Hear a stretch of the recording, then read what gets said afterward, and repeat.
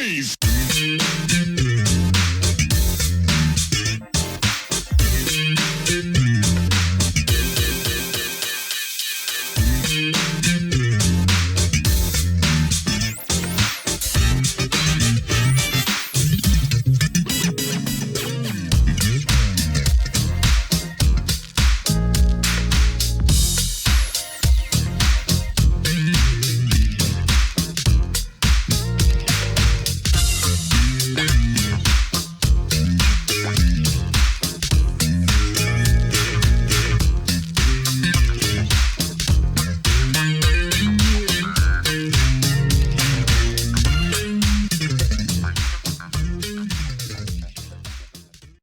I'm honored to welcome to the Truth Rhythm Mothership jazz, R&B, rock, and pop saxophonist, composer, and arranger Tom Scott. Since launching his recording career in the late 1960s, he has released dozens of albums under his own name, contributed to recordings by some of music's biggest stars and some of their best-known hits. He's also served as a founding member of the Blues Brothers Band, as well as composed many celebrated film and television themes and scores. Along the way, he's received 13 Grammy nominations and won 3. He supplied some of the finest jazz funk fusion of the 1970s, and among the classics he lent his horn to. On the pop side are Wings' Listen to What the Man Said, Carole King's Jazzman, Blondie's Rapture, Rod Stewart's Do You Think I'm Sexy, Toto's Rosanna, and Whitney Houston's Saving All My Love for You. He also played the lyricon on Michael Jackson's Billie Jean, and he presently hosts the radio show Hang Time on KKJZ or KJAZZ, and spotlights famous entertainers on Tom Scott's podcast Express. You are still a busy guy, Tom. Thank you for joining the show. I'm exhausted with the intro. Thank you. It's nice to be here. I appreciate it very much. It's my honor. Where are you today? I'm at home in my house in Santa Paula, California. Okay. And you're from L.A. You're a native like me. So, I felt like those were a dying breed when I was growing up there, but Well, I mean, my parents met and ultimately married in the 40s when they both worked at NBC Radio on Sunset and Vine. I was born at Hollywood Presbyterian Hospital. It doesn't get much more Hollywood than that, I guess. Are you familiar with Queen of Angels? That's where I was born. Oh, yeah, right. Sure. Yeah. So right there with you. Locals. Yeah. So I mentioned before we got on the air, but I want the viewers to know that, I grew up playing saxophone, alto, and, grew up a fan. So great to have you. It's my pleasure. Thanks. And with that, you talked about being from LA and your family and all that. So your dad was a renowned musician as well, a composer. Can you tell us a little bit about growing up in that environment and how you gravitated to playing your instruments of choice? Sure. Well, first of all, just a couple of words about my father. He had over somewhere between 700 and 800 film and television credits upon his passing. And he was just a great, sweet guy, had no flair for self-promotion whatsoever. He might have been more famous if he had a little bit more, leaning a little more in that direction. But he listen. He raised a family. He was a family man, and he was just a wonderful role model. Once I decided I was serious about music, just having him in the house, it was a tremendous plus for me, and for which I'll be eternally grateful. I will tell you that he passed in 2008. I think so. And shortly thereafter, I was involved in a television show called Movies Rock, which was an hour-long television special pairing modern contemporary singers like John Legend and others with classic movie themes, movie vocal, theme songs. But one part of this show was John Williams coming in and conducting a medley of famous instrumental movie themes from the past, which he had done before. He had this medley all previously, worked out. And he came into the room. I'm in the orchestra. I'm at the end happened to be on the end of a woodwind row. And he comes in and he sees me and now I knew him a little bit, but I didn't know how well he knew my dad. I knew he knew him, but anyway, he comes down, he gets down on his, bends down over and he says, "Tom, I don't know whether your father remembered me or not, Now that's the kind of very modest guy that John Williams is. Can you imagine? Arguably the best film composer of the latter 20th century, and he's asking if my father remembered him. I said, John, I'm sure, I know he remembered you. He said, well, I just wanted to tell you, I started out as a studio piano player in the 50s. That was what John Williams did originally. And he said, I decided to put my foot in the water, my toe in the water about becoming a film composer. And one of my first apprentice assignments, I was assigned to your father, he tells me. I said, really?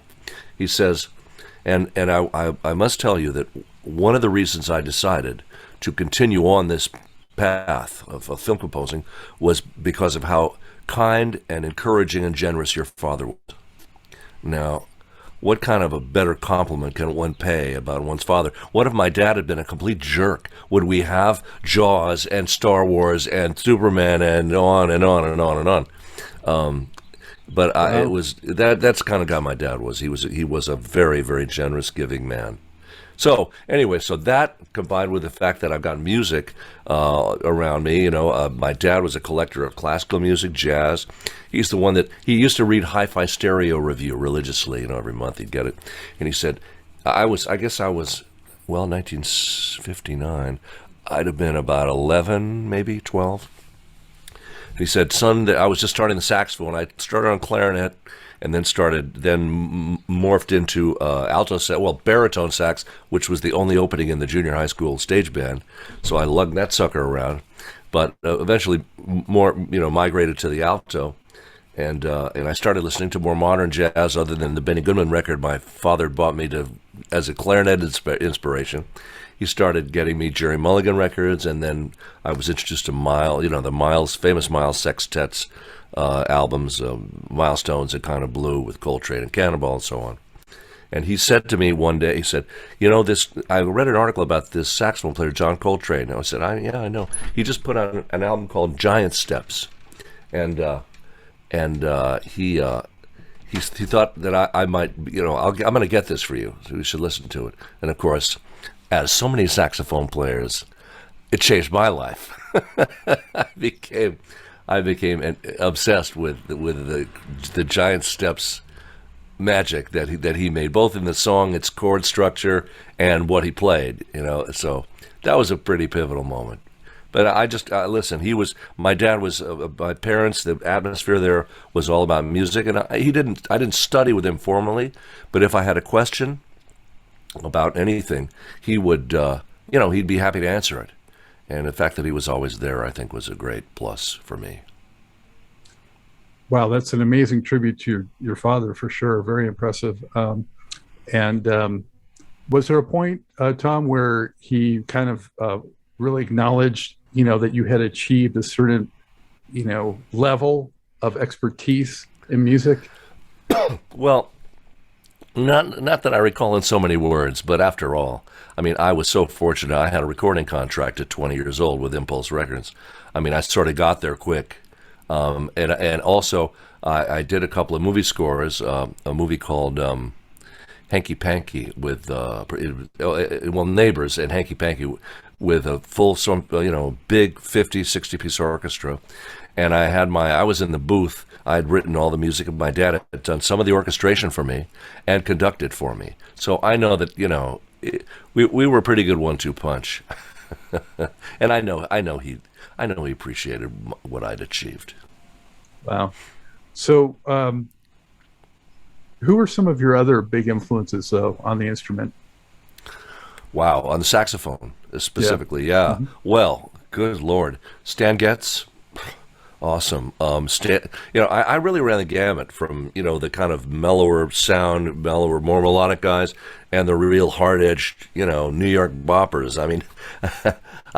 I loved Stanley Turrentine and Stanley, and guys like Sonny Rollins, of course, and Eddie Harris. Loved him, got to know him.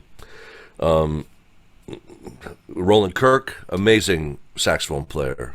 He had this trick with playing 2 and 3 horns at a time, which was sort of the gimmick part of him. But in truth, just give him a single, like a tenor sax, he was fantastic. And gosh, I just was trying to listen to as much as I could in modern jazz, all the greats. Did you end up getting to meet most of them eventually? I met a lot of them. Yeah, of course, I've actually been on the stage with Wayne Shorter. I met Stanley Turrentine one night. He paid me a big compliment about a tune I had written, and how much he enjoyed it. And I met Getz. He died. He died pretty shortly after he was having, I think, heart trouble when I met him. And well, I will tell you one funny story about Stan Getz. This is going back to 1972. Michel Legrand. Well, that year they had Newport in New York, the Newport Jazz Festival. Instead of doing it at Newport Festival grounds, they had a bunch of series of concerts in and around New York. And among the heads of one of the concerts was Michel Legrand.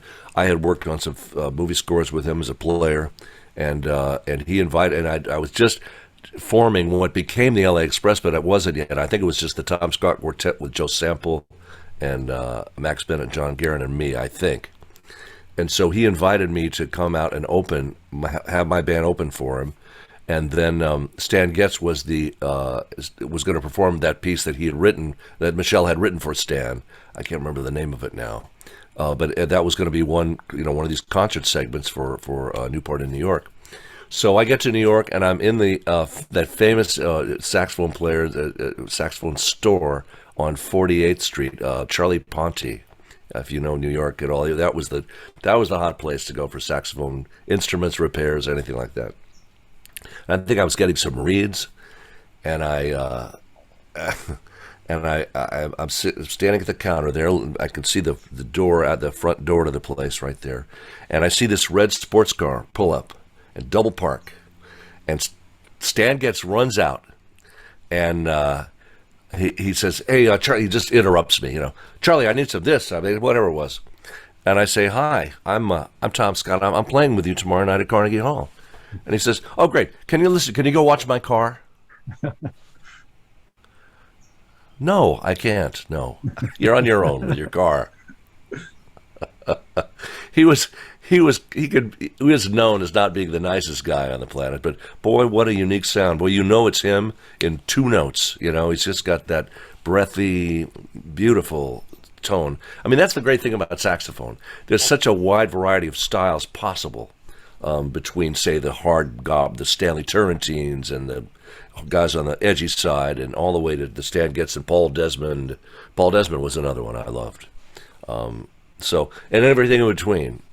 George Coleman, I adored him when he was during his years with Miles Davis. I could hum you the whole solo from Stella by Starlight easily from that record, My Funny Valentine, with Miles and George Coleman and, Herbie, Ron Carter, and Tony Williams. Wow. Well, one of the reasons I gravitated toward the sax was, music is my first passion for sure, and I cannot sing a note. So I was curious if you can, hold the tune vocally, and when you play, do you sort of play as if you're singing through your instrument? Well, that's a great question, actually.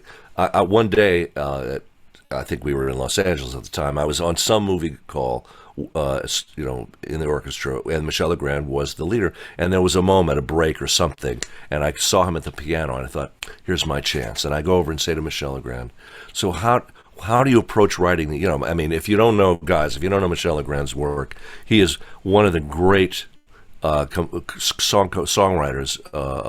Just beautiful, beautiful stuff. I mean, I couldn't begin to name them all, but he's an Oscar-winning, Grammy-winning composer, arranger, pianist, famous, and like an icon in France.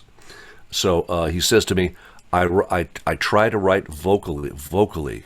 I try to write melodies that I think are singable, because that gives it that lyric quality. So right away I thought, okay, that makes a lot of sense.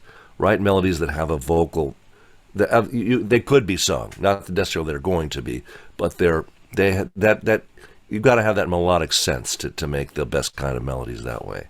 And I've kind of used that. Of course, some of the tunes that I write are more rhythm oriented. Obviously, the funk ones, you're not trying to play but so context matters. But I thought that was a great answer, and if I'm ever going to write a ballad or anything, melodic, that day with Michel Legrand keeps popping back into my head. Yeah, and you never know. Some lyricists might want to add vocals to it, and you'll get another more exposure with the song. Well, that has happened, in fact. So when you were kind of early on in your career, Tom, what were your ultimate aspirations? Because you became such a renaissance person in the industry, with your fingers in so many different pies. Yeah. Well, everything kind of happened at once. So. I've said for years, I said, listen, I know I want to be in the music business, music field, but I just can't decide what it is I want to do when I grow up.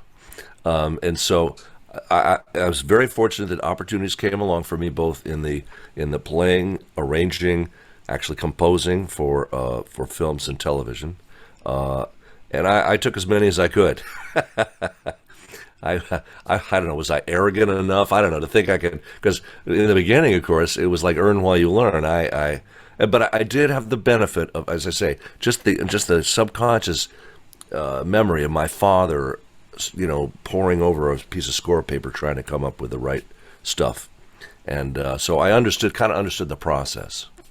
And I thought, you got to just sit down there and do it. And so that's how I got into film. I started out with, there was a show called The Bold Ones at Universal.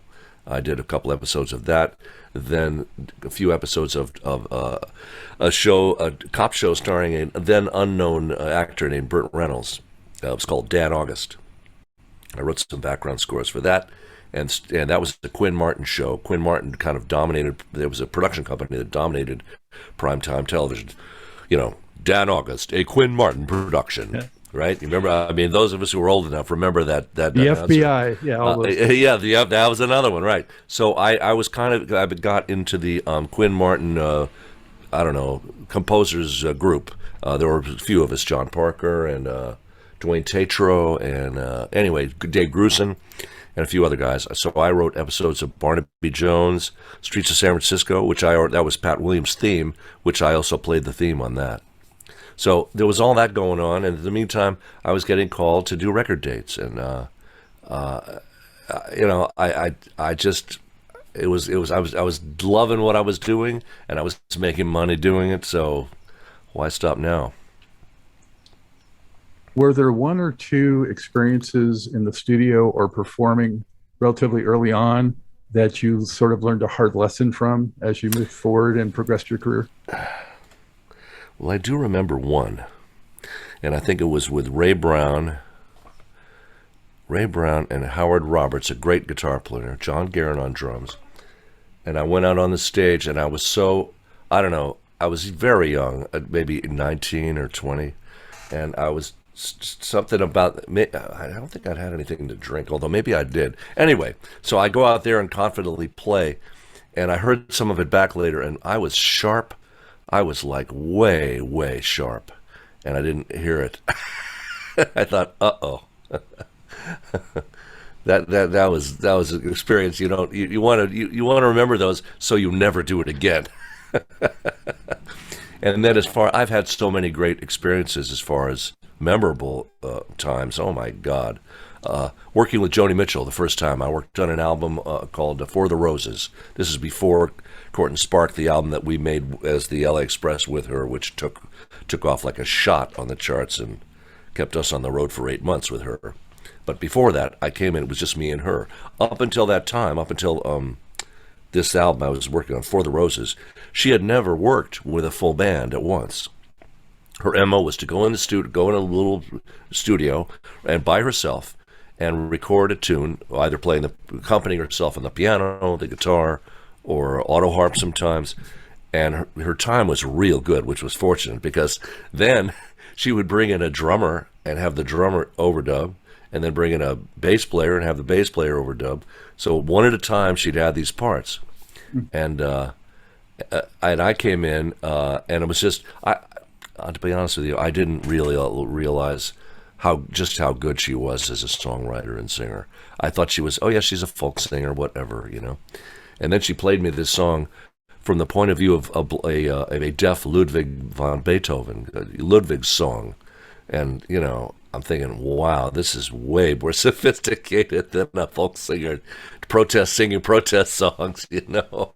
So we got into what she has described as a ping pong game where, you know, and she's a painter and an excellent one. So she would describe what she wanted to me in terms of, like, I want it yellow here. Now, what the hell does that mean? It was my job to, I don't know, well, let's try this.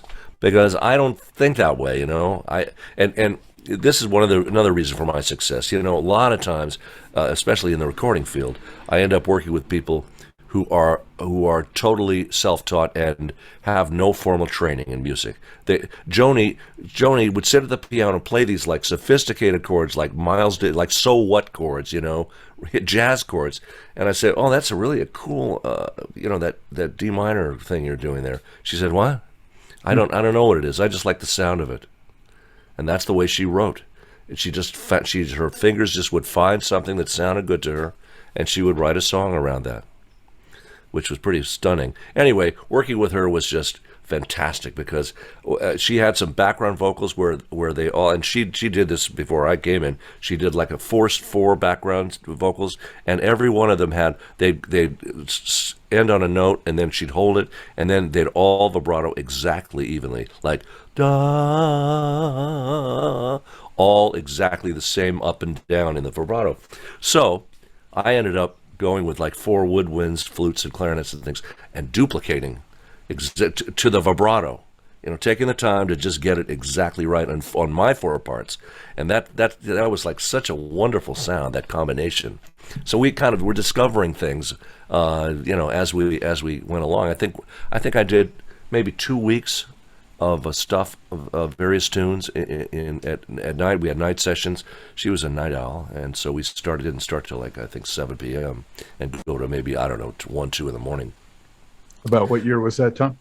This would have been 73, I think. 73, yeah.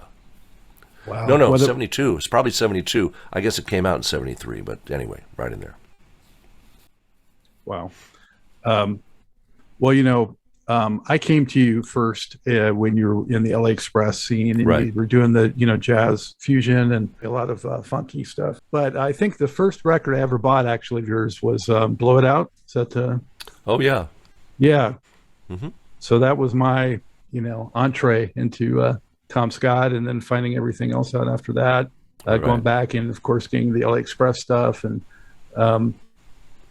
what can you tell us about that period, you know, the jazzier, funkier, rhythmic stuff that you're doing? Who were you inspired by? I'm thinking Crusaders and things like that.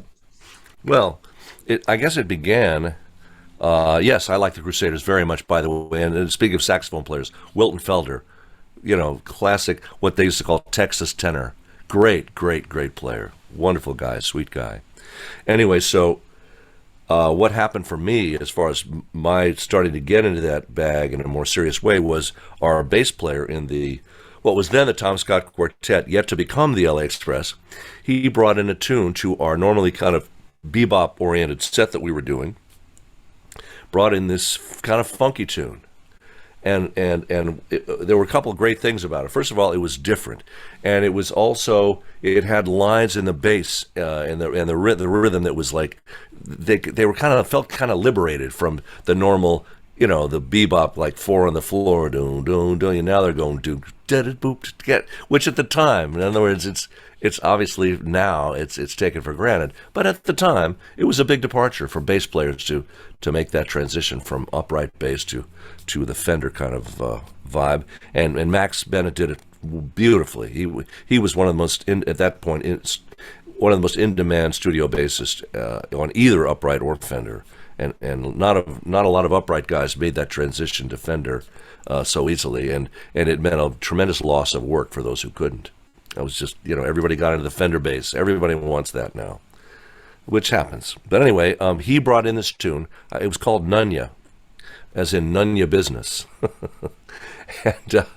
and it was sort of, it went, oh, like that. Kind of simple lick and a little bridge. Well, we enjoyed playing it, and I didn't feel we were, yeah, there you go. There you go. Is that all? Is Nunya on there? I can't remember. It is. Oh, it is. Okay. Yeah. So we did that tune, and not only did we enjoy playing it, it was just fun, and we weren't. It didn't feel like we were selling out or being commercial. It was nothing like that. We loved playing it. I'm still playing the jazz kind of bebop licks I was playing in the other context, but it was fun. And the other thing was, the audience went nuts. They loved it. So I was thinking, okay, you like this. Well, I like it too. So we began to add more tunes. We added Larry Carlton, along with Joe Sample and Max and John, to the band. It's funny, I'll tell you right briefly how naive I was at the time. I think it was John Guerin, our drummer, who suggested that we add Larry Carlton. And by being the jazz purist that I was at the time, I said, well, wait a minute, but they're two chordal instruments. They're going to clash if they try to, play free jazz. And John says, Tom, just try it out, okay? Don't make any rash judgments before you've heard it. And of course, a guitar player and a keyboard player who listen to each other will know when it's time to, for example, for the guitar player to go in a signal note lick, or just a little figure or something, let the piano go, and vice versa. If they're the right, and of course you can't get any more talented people than Larry Carlton and Joe Sample to do that. So the thing started growing and growing, and with a few, I'm telling you, it was like 6 months or something. I remember that driving up to to the Baked Potato Jazz Club is where we were playing, which is on Lancashire Boulevard, for those of you, or Cahuenga Boulevard. Lancashire is the one that leads up to it, and you could see it on the opposite corner. And I looked over there, and there's a line down the street to get in to see us. It was all word of mouth. I certainly didn't promote anything, but the word got out that this is a hot band, and go see it. So I'm thinking, maybe we have a tiger by the tail here, and an A&M engineer, recording engineer named Hank Sicalo, who was at the time pretty much the exclusive employee of Lou Adler at Ode Records. Hank had recorded, Carole King's Tapestry, and Cheech and Chong, and all the artists that Lou had at that time on Ode Records. And he loved the band, and he said, listen, let's make it. Now, I had already signed an artist deal at Ode, but I hadn't started a record yet, so there was that. And then this band thing happened.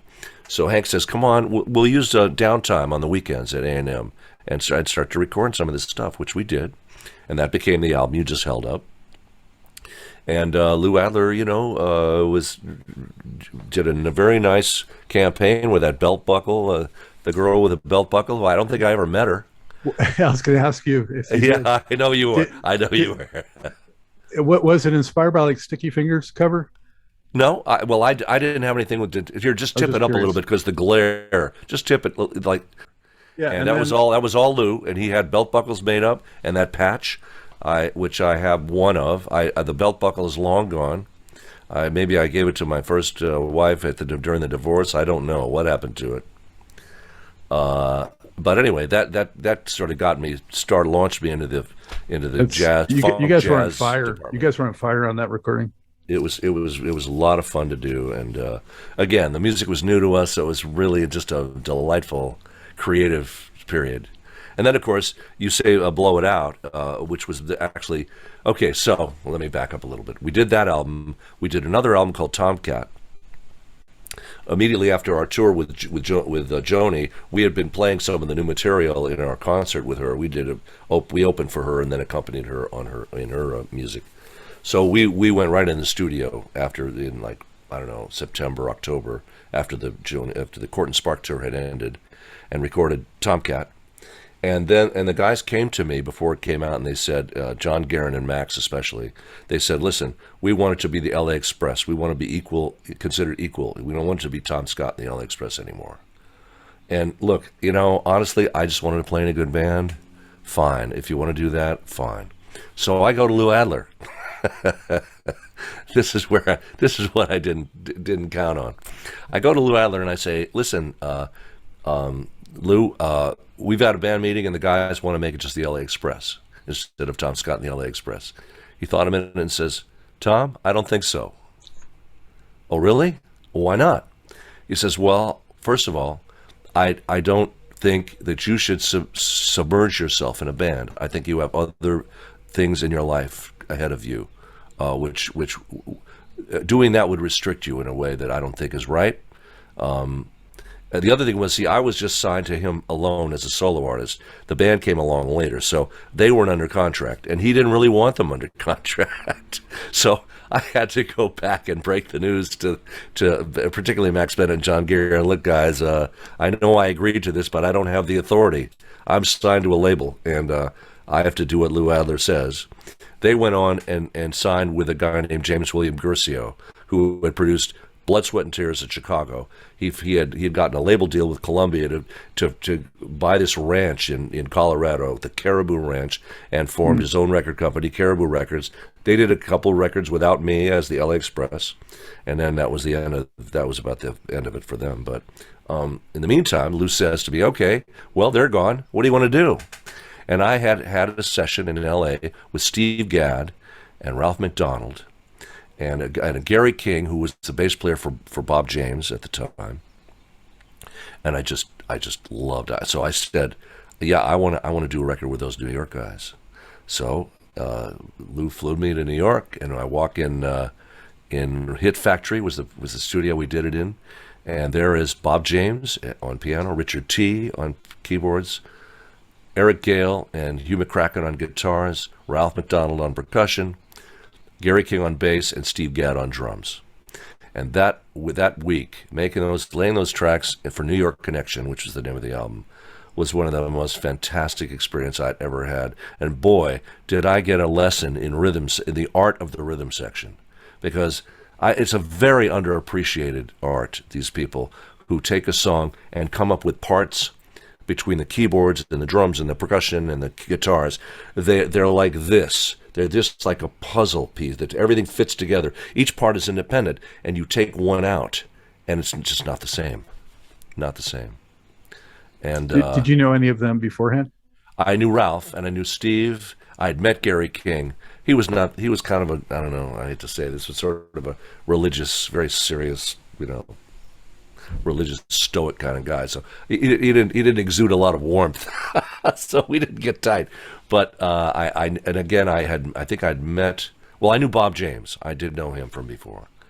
And boy, did they deliver for me. And I brought a lot of lead sheets that were sketchy. The basic form of the tunes were written out, but sometimes there was no melody.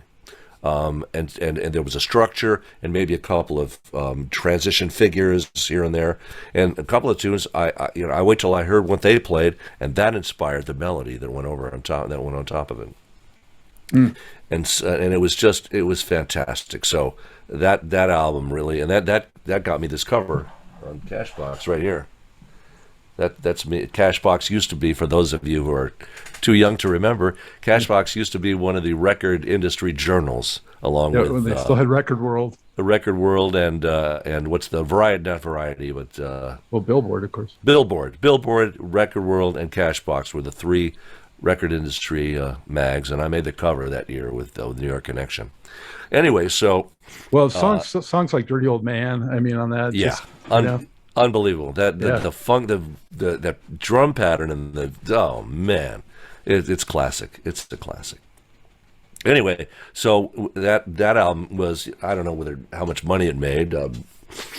Probably not a lot, but if any. But see, I didn't get any royalties because, of course, the deal you signed for the record company in those days was, we'll give you the money for an album, you make the record, and if you can have any at the end, that's your fee. And but you got to, let's say you've got a 10% royalty. That means you got to pay that. Let's say you make it for $100,000. You got to pay back us back, the record company, out of your 10% royalty. So if you, and I never did this, but let's say if you sold 1 million records, right? At 10 cents a copy, you would have generated. Is it 100,000? Anyway, you wouldn't make any. You'd have broken even, and the record company would have made like $900,000. It was, but of course, and that sounds like absurd as a business deal, a business arrangement. But you got to understand that most of the records that record companies put out did not make their money back, so you had to rely on the big hits. I was not a huge money maker, I'll guarantee you. But of course, in his case, Carole King and Cheech and Chong were. So I was, in a sense, I was underwritten by those records. So he said, "Yeah, man, go back to New York, make another one. This is great." And that's what led to the album "Blow It Out," which was the second of my New York Connection experiences. And that one had Starsky and Hutch theme on it also. Yeah. Right. I love on that one, Smoothing On Down. Yep. You've Got the Feeling. Yeah. I Want to Be, Down to Your Soul. Right. Down to Your Soul especially has a Down to Your Soul kind of vibe. Down to Your Soul, by the way. I mean, you want to talk about flattery that just sends me over the moon. I happen to be on a television show, I think of Dick Clark, they called it Dick Clark's 33 1/3 American Bandstand special. So it had been 33 1/3 years since American Bandstand had premiered. This was the 80s. And so he put together a most unlikely band of all-stars, which included me, Lee Ritenour, Stanley Clarke, that Cajun fiddle player, and Frankie Avalon on trumpet. Junior Walker was there. The Beach Boys bass player, just an amazing assemblage of musicians to play along with the original. They'd edited the original video of Bill Haley's "Rock Around the Clock," and we were supposed to play, and we each had a little solo area. Anyway, so I'm at this event, and Dick Clark had invited a whole bunch of other music personalities, among them Ella Fitzgerald. And I was just going around and saying hello to people and how great it was to see you and meet you and stuff. I get to Ella Fitzgerald. She says, "Tom Scott, I love Down to Your Soul." Wait a minute. Ella Fitzgerald loves my singing? I'm not much of a singer, but but the feel was pretty cool. And so, I'm a total realist about it. She's not telling me I'm a great singer, but she dug the track, and I just thought I was so flattered by that, man. Ella Fitzgerald, are you king? Yeah. The best female vocalist ever. Wow. That's serious praise. I know. What was like the largest size venue that you guys played, when you're doing the L Express or that style of music? Right. Well, the largest one I ever played was Wembley Stadium, because that was the final concert of our tour with Joni Mitchell to promote Court and Spark, which started in January of 1974. And it was originally a 6-week tour of college venues, small concert venues within colleges, 250 to 350 seats. I mean, I love playing those. I mean, it's great. It's real intimate and it's cool. But the album went on the charts and wouldn't leave.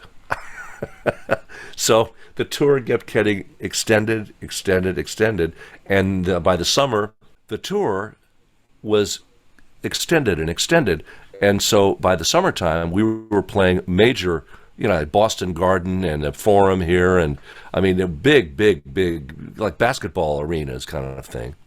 And then in October, I think it was, we were invited to be part of an all-day concert which featured Crosby, Stills, Nash and Young, the band. I think Bob Dylan might have been with the band then. Anyway, and Joni Mitchell and Tom Scott, the LA Express. Like, now I'm on this gigantic concert bill. I've got billing. So that was like 100,000 people. Wow. So, when you talk about the funk style, though, one of my favorite players and one of my inspirations besides yourself, and I'll mention a couple, though, from that period. Sure. Maceo Parker with the James Brown groove, and then Grover Washington Jr. also. Grover and I were dear friends. Okay, we used the same band basically for at least the 2 New York records I made. That was the core of his rhythm section as well, and rightfully so. That rhythm section There was never before, and never will be after, a rhythm section that, as I say, had this ability to meld. Even when they were playing softly, it was intense as hell. Not to mention when they were like balls out. It was just incredibly exciting to be with them. Just an intense level of musicality that it just was. I mean, Richard T. You're familiar with his work, obviously. He had that famous duet with Steve Gadd playing "Take the A Train" on a video. It's just they used to do that on a couple of my shows as well, and it's just unbelievable. And then, of course, Eric Gale, who to me is the best.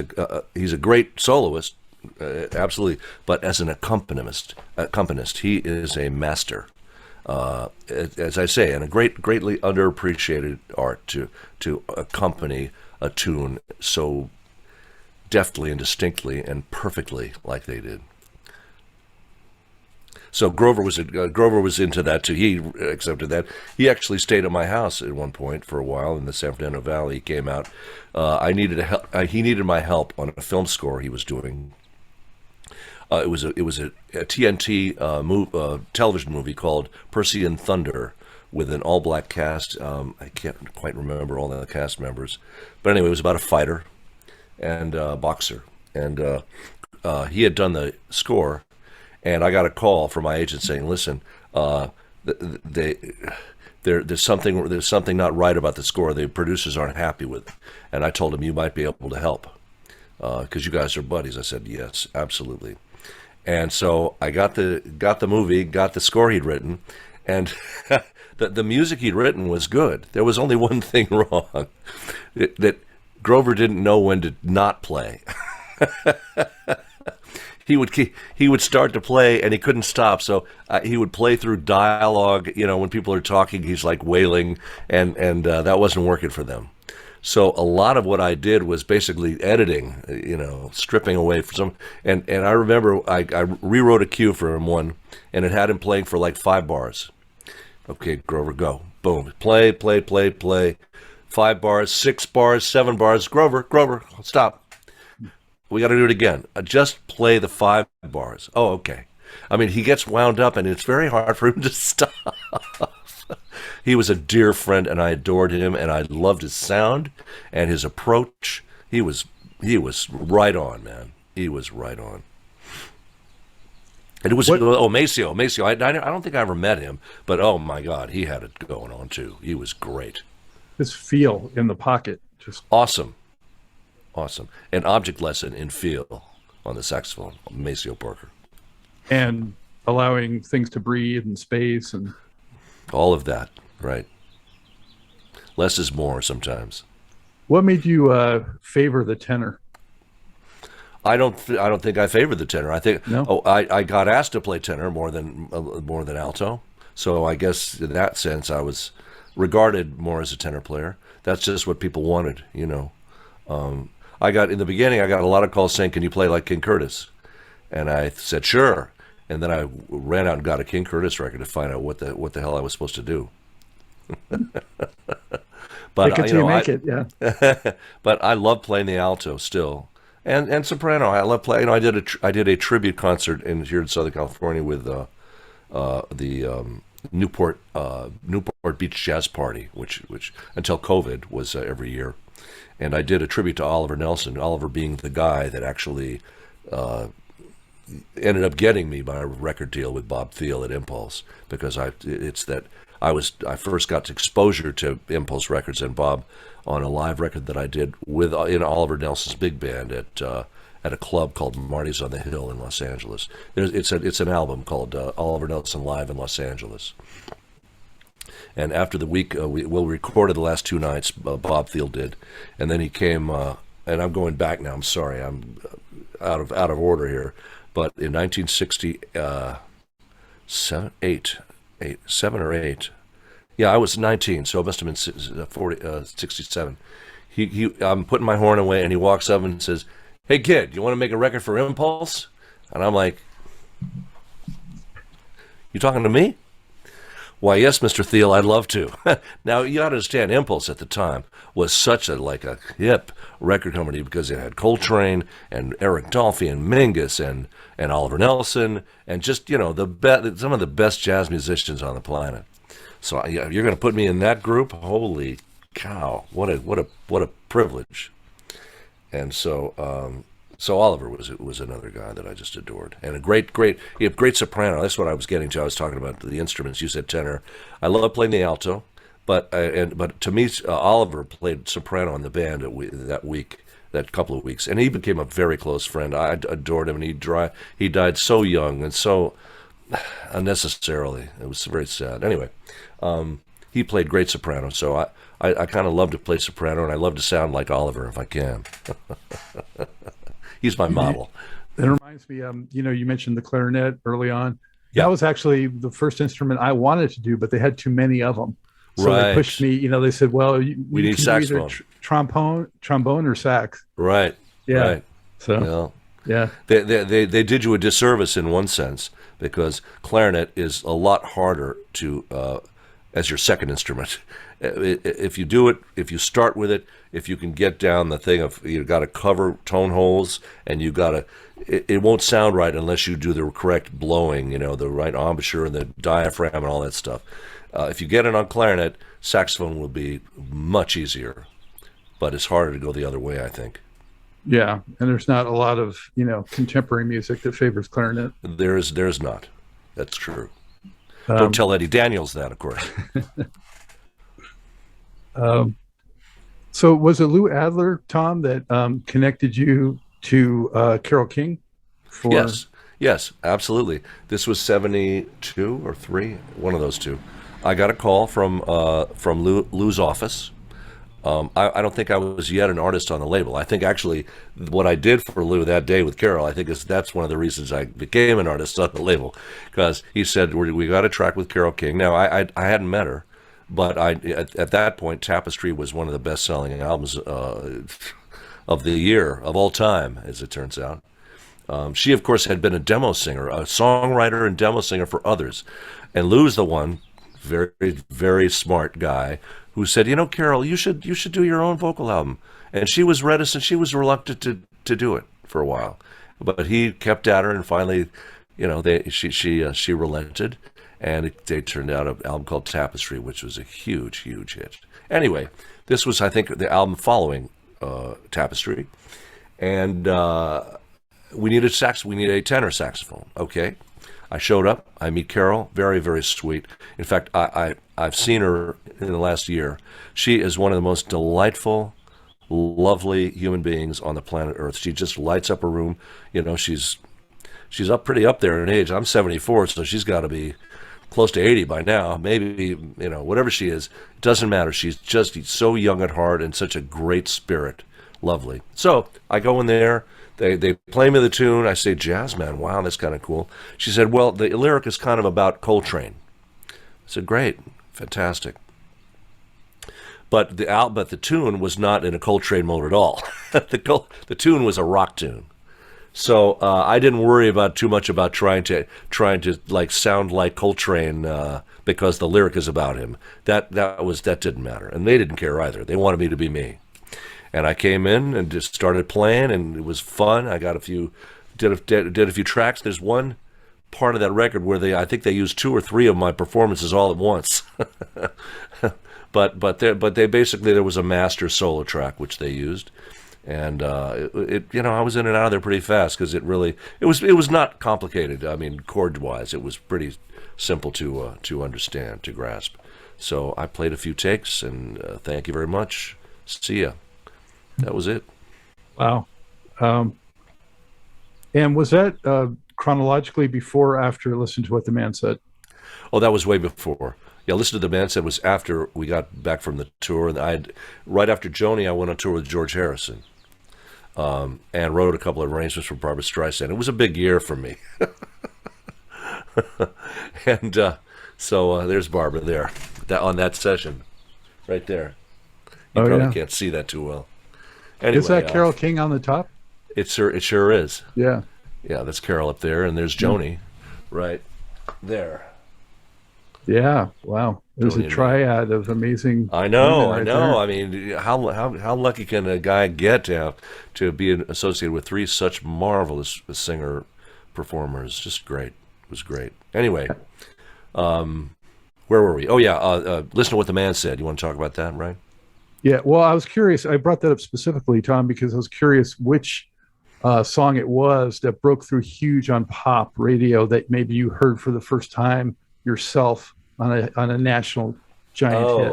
Oh, gosh. What? It could have been Jazzman. Actually, that's not true because as a soloist, I think it was Jazzman. But prior to that, in the very beginning, I got on a musician's answering service, and word started to get around about there's this kid, whatever, who plays saxophone and woodwinds.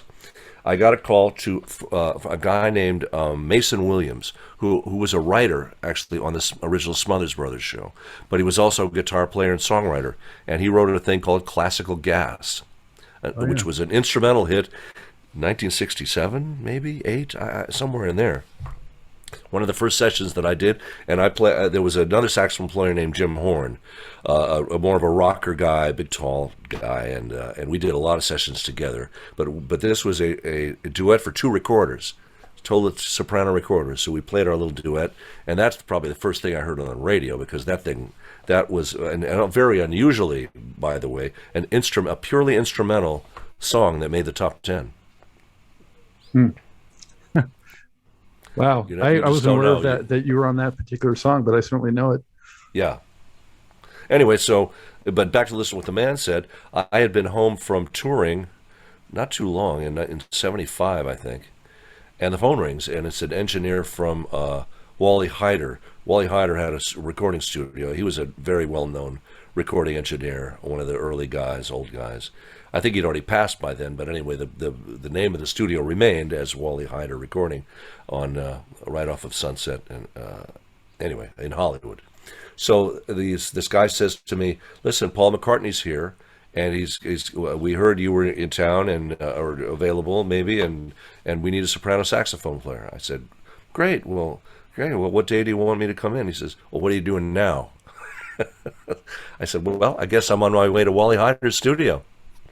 So I went down there and I walk in, and it's one of those places where the booth is the first thing you walk. The door to the outside is the booth. You walk in and there's the booth, and there's Paul, and the engineer, and a couple of worshipers. Among them, Davy Jones of the Monkees, and tie a yellow ribbon on the old Tony Tony Orlando. Orlando. He was there, and some other some other celeb. Well, it was like the Paul worshipers. And Paul was very cordial. He's really has good social skills and was very very nice. And so I'd say, okay, well, I tell you what, why don't I go in the recording studio part, and I'm going to put my headphones on, play me the tune, and I'll kind of warm up and try a few things. I walk into the studio, and there's Linda McCartney at this little upright piano. And she's just as warm and sweet as she could be. I didn't know I'd heard about, that they were a couple, and she was like Kodak heiress or something like that. She could not have been sweeter. And she said, Paul wants me to be in the band. I'm really not that good, but I'm trying to get better. In fact, and then she played me a section of one of his tunes where she said, "I've been practicing this part. I've got this one down pretty good." In other words, she was just sharing this kind of very personal stuff. Just took me right in as a friend, and I appreciated that a lot. It's very sweet. Anyway, she leaves, and then I put the headphones in, I close my eyes, and the tune starts to play. Listen to what the man said. And I figure out, okay, it's in G. It's kind of a lot of G, really. It doesn't modulate much. So I just started playing along and a few holes that I find. And then it gets to this section where after about a bar, I realize, oh my God, this must be the solo section. So I come in and I'm just playing along and grooving, my eyes closed again, and then it goes to the slow section, and I played some stuff in there, and then back to the da da da da da da da da, that basic hook of the tune. So I just played along with that, and it goes to a fade, and I open my eyes, and everybody in the booth is applauding. And I go, well, wait a minute. I have no idea what I played. I was totally unconscious. I was just getting the sense of the tune. Can I do another one? He said, sure. And of course, the practice track, the unconscious track, is the one that's on you hear on the record. Yeah, free of inhibitions. That's right, and not too much thinking. Don't think too much. Just react, and that's what Well, happened. sort of along those lines, and working with someone like Paul McCartney, did you ever get butterflies, with any of these people? No, no. I was already a fairly seasoned professional by then, and confident enough to know that look, if I'm going to take a gig, it's my obligation to give the absolute best performance I can possibly give. And the most satisfying thing is when I can having done that, can walk in and say I did the best I could and made that record maybe a little better than it was when I walked in. That's what turns me on. That's the reward of it, because I'm a serious professional. I'm proud of my work, and I want to I want to stay proud of it. So I've got pretty high standards, when it comes to my playing and writing, for that matter. Well, as you should. Speaks for itself. There's much more to this great Truth and Rhythm interview. Just continue on to the next part of the episode. Also, be sure to subscribe to this channel. If you've already done so, please share it with friends. And become a member by joining Truth and Rhythm on Patreon, or consider donating at funkinstuff.net. Thank you very much.